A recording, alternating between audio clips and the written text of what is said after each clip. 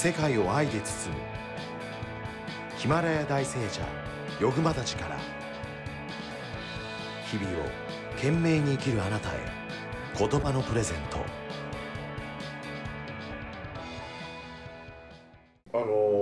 私寂しさとか孤独っていうものがあると思うんですけれども、聖者の世界ではどういうふうに向き合って教えを説かれているのか教えていただきたいんですが。みんないろいろなものにねこう依存してるっていうか、捕まえてね依存して、それと一体になってるって。例えば誰か好きな人とねこう一緒にいたいとかね、あるいは大事にしているものを絶対それを人にあげたくないとかね、そういうのをあげる時にすごく苦しいとかね、いろいろなものに執着してると思うんで、誰か本当に家族の一員がお亡くなりになったりしたらものすごい寂しかったりね、それからこう一人ぼっちになっちゃったりしたらね、みんな疎遠になって、孤独で、仕事が生きがいだった人がね定年退職したりして仕事がなくなったらこう何していいか分かんないみたいな、寂しくなるっていうこともあると思うんですね。だからその心がいろいろなものにくっついて、そしてなんかこうその時はこう満足しているんですけれども、それは全てのものは変化しているっていう。だからいつかはこう離れていくものっていうのを理解していかないとならないんですね。だからお母様などもこう子育てをしてね、そういう時はこうすごくね充実感があるんですけれども、で子供が育ってね、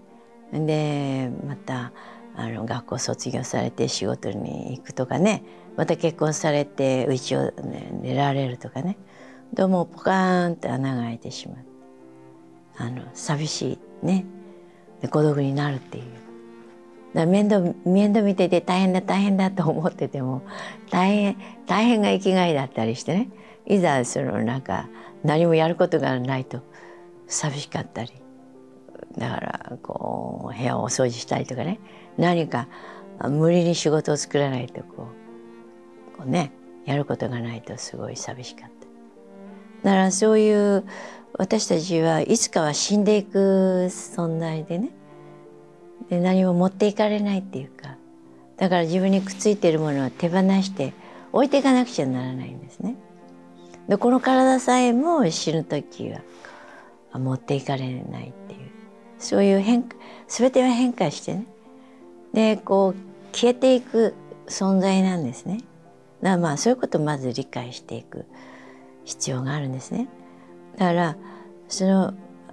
私は皆さんに悟りをお伝えして、皆さんの中にねこう豊かさがありますよって、それは本当の自分に出会うっていうことで、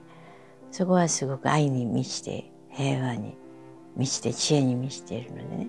まずそこにつながって、そしていろいろな行動をしていただきたいなって、で瞑想と祈りを取り入れてね、で周りの人に例えば親切にして見返りを期待しないでね、見返りでなんかこうすごく元気が出たとかね、生きた心地がするとかね、なんか孤独でないとかで、そういうものにこうまたそれも依存なんですよね。欲しいになってしまう。だからその源の存在っていうのは、言ってみれば太陽のような存在で、自ら光を放って自らがエネルギーを作ってね、だからその外からこうなんか親切にしてもらったり、何かこうね物を与えてもらったり、その時この嬉しいっていう気持ちが生まれるかもしれないけれども、それは心の嬉しさとかね、感情の嬉しさでね、表面的な嬉しさなんですぐパーって消えちゃうのね。それ得てもすぐその興奮がすぐ消えてしまう。だから本当のこう喜びっていうのはもっと深いところにあって、でそういうもの回路をねこう皆さんがこうすごくね知っていただいて、でそれを育んで行くと、そうすると全然この見返りを期待しなくてもね、人に親切することでね、それは自分のエネルギーが奪われるんじゃなくて、もっと深いところのエネルギーが湧いてくる。でそういう構築の仕方をしていただきたいなって思って、そうすると寂しくない。でそうやってこうみんなに親切にしていくと、また向こうからも感謝が来るかもしれないし、人と人でいい感じでつながっていくのでね、年をとっても寂しくない。だから若い時からどういう生き方をするかっていうのはすごい重要なことだと思うんですね。こうセルフィッシュに自分の好きなことだけしているっていうことでなくて、もっともっとこう自分を完成させていくって、自分の中の豊かさ、本当の豊かさに出会っていくっていう言い方をしていくとね、だからどうしてもこのいろいろな出会いがあって別れがありね、寂しいっていう気持ちも生まれるでしょうし、孤独っていうのもね。でもそれを学びとして、人生ってこういうものなんだなっていうことでね、相手の幸せを願ってどこに行ってもね、幸せでありますようにって、エゴが喜ぶ関係だとね、褒めてもらいたいとかね、心で楽しみたいとかね、感覚の喜びとか、こうワイワイ言って友達といて時間を潰して楽しいのかもしれないけどね、でパッとこうその友達と別れてお家帰ったらすごく寂しさが募ったりね、孤独に感じたりとか、そんなことを繰り返して、でこう物をたくさん集めたりとか、友達とたくさんね触れ合ったりとか、お酒を飲んだりとかね、ですごく一見こう忙しく豊かそうなんだけれども、どんどんどんこう執着してね、人にこう期待をしたりね、依存したりね、エネルギーが消耗してしまう。自分からなんかいいものが湧き出てく人になっていくと、友達もね、なんかすごくそこに一緒にいてくれるとかね、そうでないとこう依存ばっかりしてると、なんか相手のエネルギーを奪っちゃうことになるのでね。だから本当に自分が豊かになっていく、向こうからみんなが寄ってくるっていうかね、孤